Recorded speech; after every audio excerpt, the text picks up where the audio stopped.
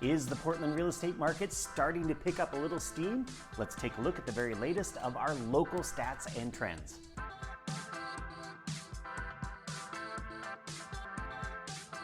Hey everyone, RRMilligan here, bringing you the latest in stats and trends for the Portland metro real estate market.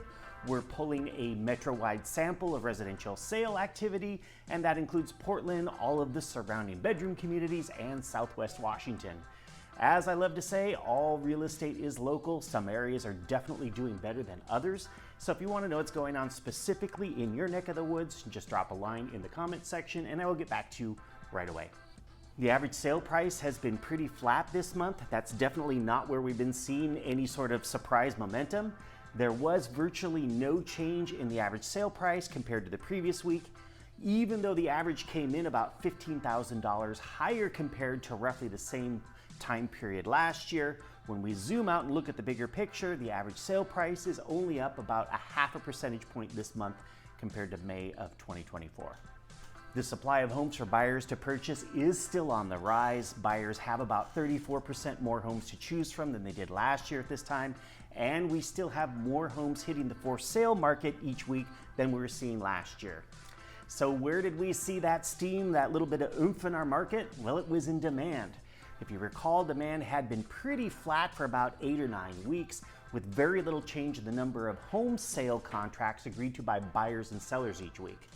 We saw the demand numbers pick up a little bit about 3 weeks ago. Well, last week the number of new purchase agreements was way up over that stagnant trend line that we've been experiencing, up by about 16%. I always like to see a couple 3 weeks of numbers within a trend line before I get too excited, but it was nice to see the number of homes that received acceptable offers outpace the number of homes that were listed for sale. Price reductions were down from the previous week's high, but they were still at a pretty elevated level. That being said, sellers only had to discount a little more than 1% off their original asking price in order to secure the successful sale of their homes. On average, it took 47 days for a home to receive an acceptable offer, and the median number of days that a home spent on the market increased from 11 to 14 this last week, meaning that half the homes that hit the market received an acceptable offer within 2 weeks or less, and the other half of the homes took at least 2 weeks or more.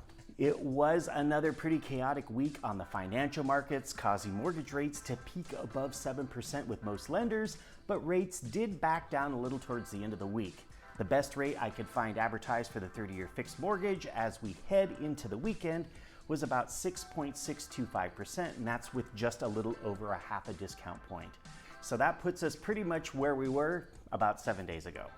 So to sum it up, mortgage rates are holding at the high end of the rates that we've been seeing so far this year. Despite that, buyer demand is on the rise after many weeks of flat numbers.